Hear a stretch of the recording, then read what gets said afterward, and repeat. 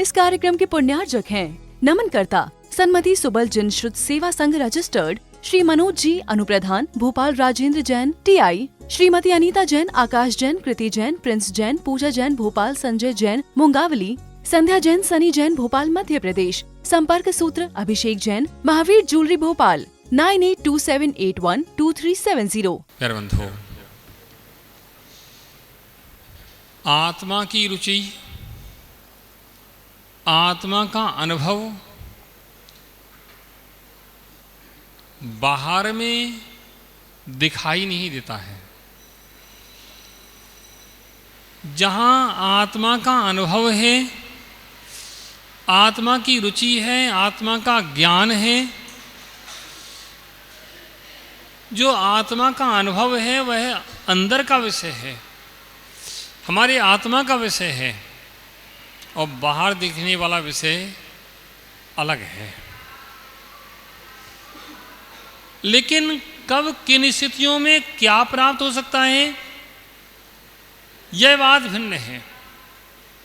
किसी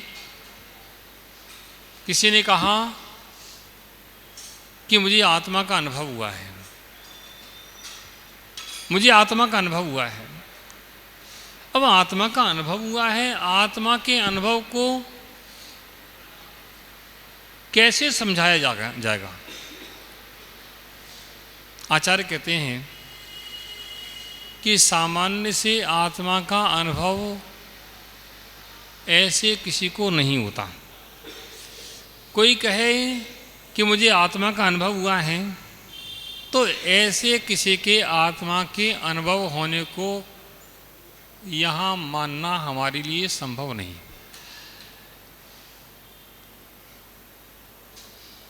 आत्मा का अनुभव किस प्रकार का होता है वह तो उसके ज्ञान में होना चाहिए। आत्मा का अनुभव किस प्रकार का होता है वह तो जिसको होता है वही जान सकता है, दूसरा उसको नहीं जान सकता है। आचार्य ने कहा कि आत्मानुभव की बात की जाए तो वह 6वें 7वें गुणस्थान की बात है।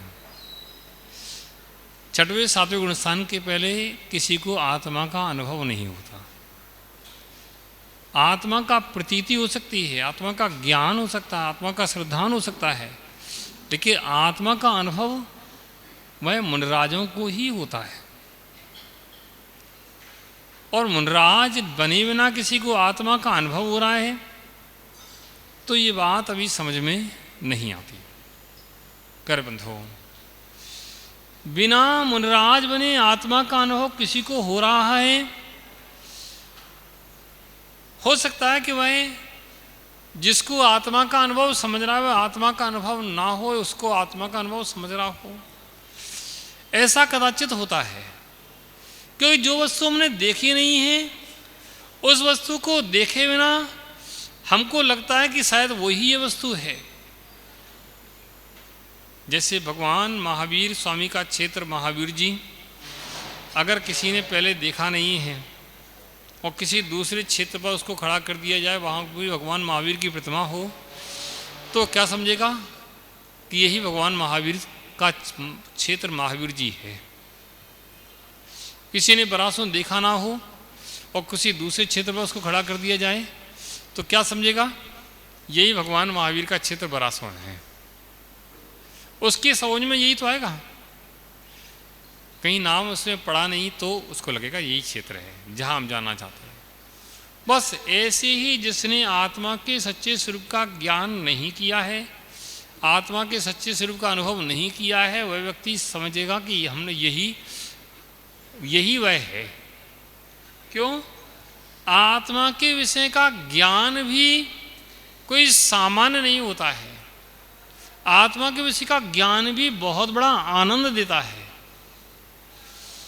भगवान महावीर के किसी भी क्षेत्र में जाओगे आपको आनंद तो आएगा, या किसी भी तीर्थंकर किसी क्षेत्र में जाओगे आपको आनंद आएगा।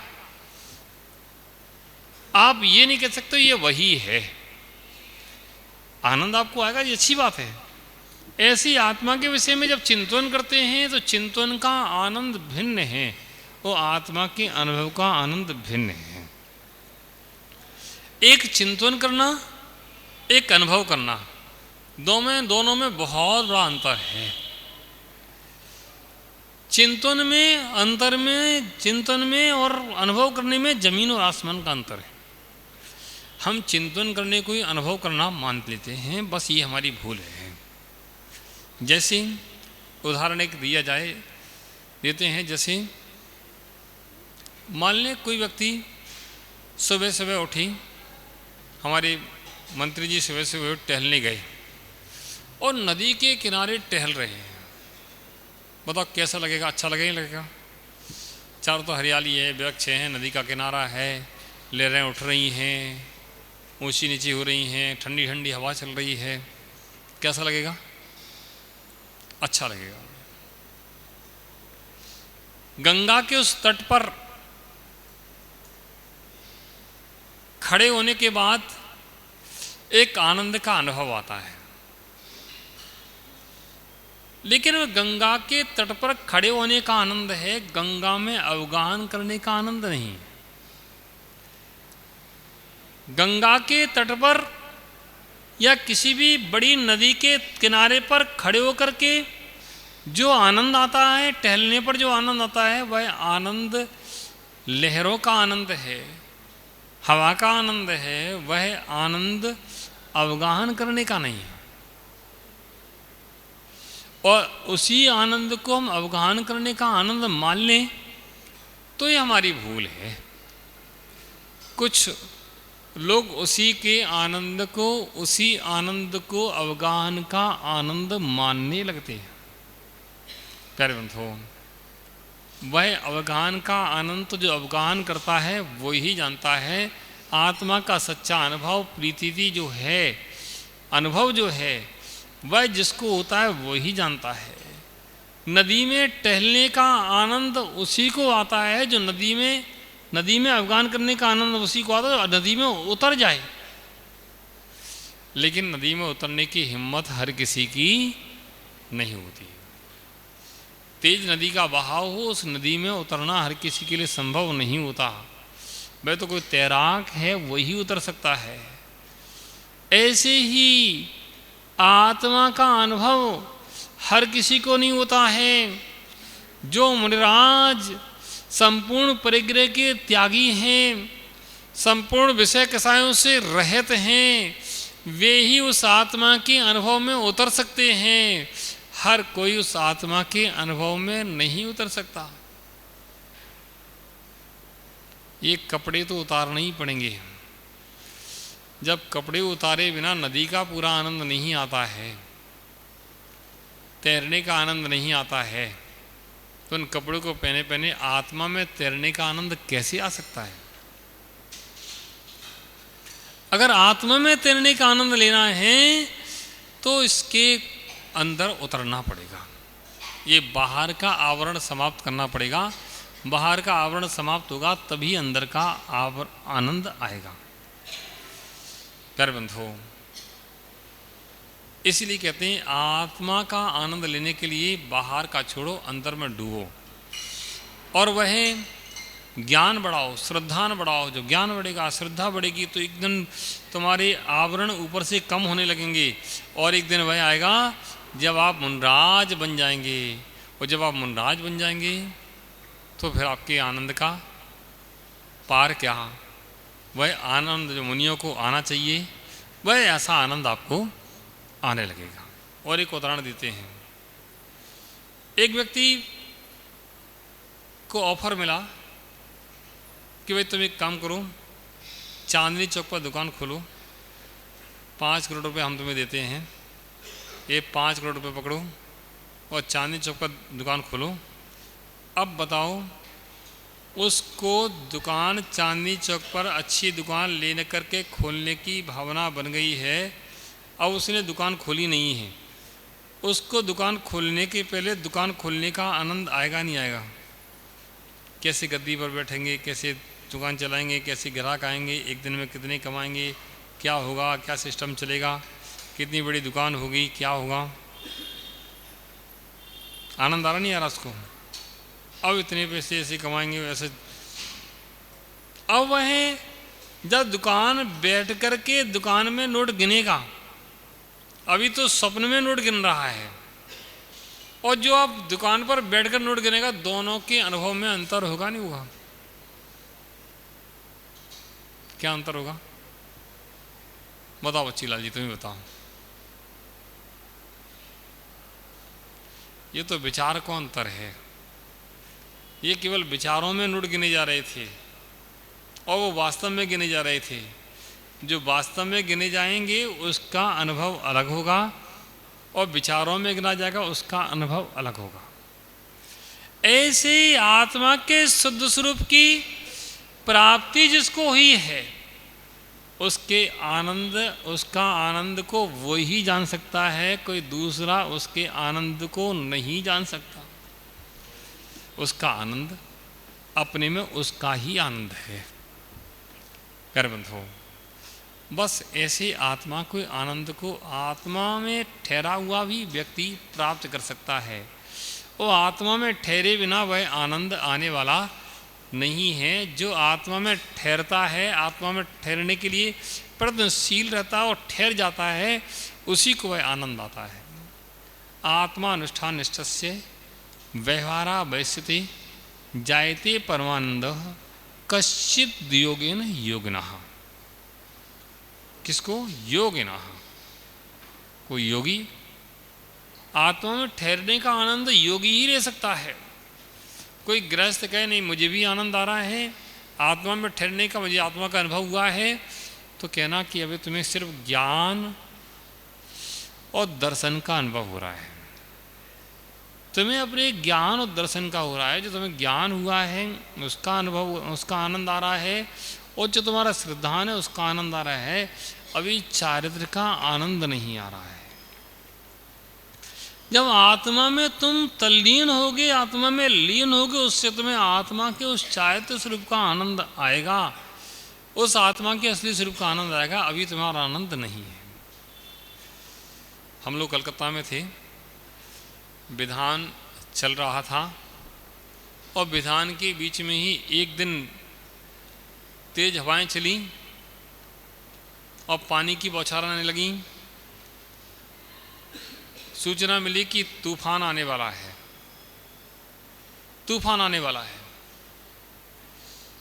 अभी तूफान आया नहीं है, तूफान आएगा कल। कब आएगा? कल आएगा।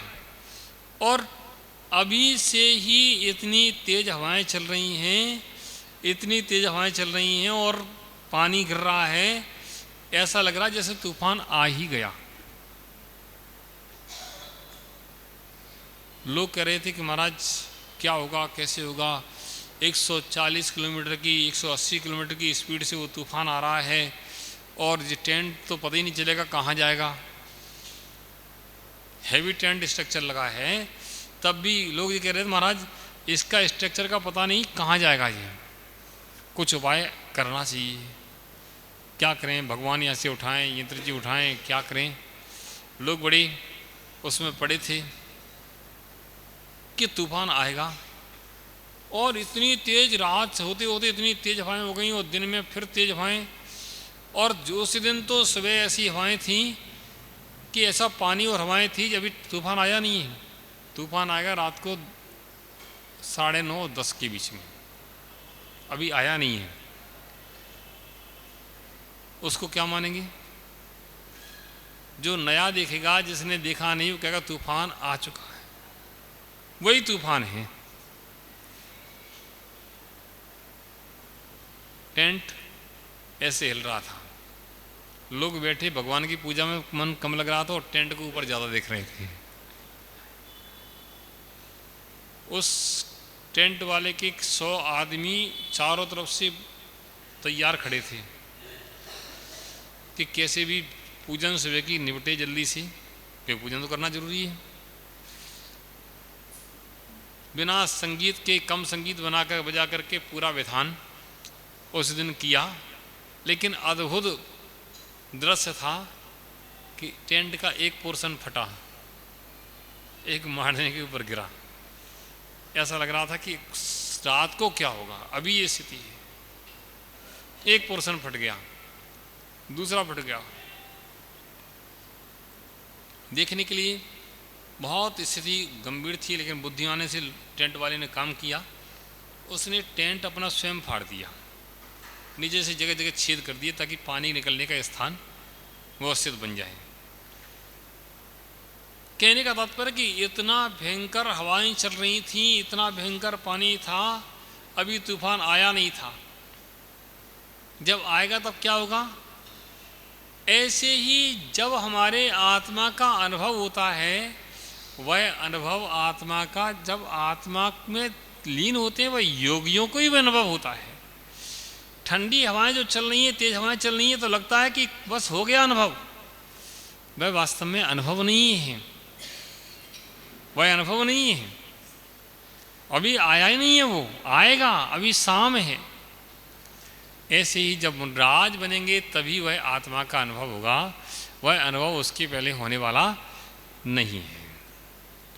आत्मानुष्ठान निष्ठा से व्यवहारावस्थित से व्यवहार से वही यानी बाहर स्थित, बाहर ठहरे हुए आत्मानुष्ठान, आत्मा का ध्यान में निष्ठा से यानी लवनीय योगना मुनि के योगेन योग से यानी आत्म ध्यान के द्वारा कश्चित यानी कोई अपूर्व परमानंद जायतिन उत्पन्न होता है।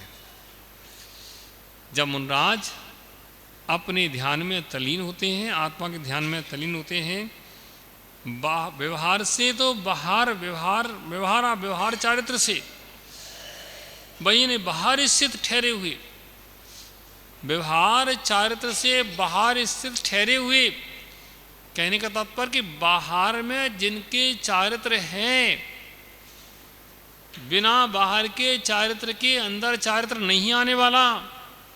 इस कार्यक्रम के पुण्यार्जक थे नमन करता सन्मति सुबल जिन श्रुत सेवा संघ रजिस्टर्ड श्री मनोज जी अनुप्रधान, भोपाल राजेंद्र जैन टीआई, श्रीमती अनीता जैन, आकाश जैन, कृति जैन, प्रिंस जैन, पूजा जैन भोपाल, संजय जैन मुंगावली, संध्या जैन, सनी जैन भोपाल मध्य प्रदेश। संपर्क सूत्र अभिषेक जैन, महावीर ज्वेलरी भोपाल 9827812370।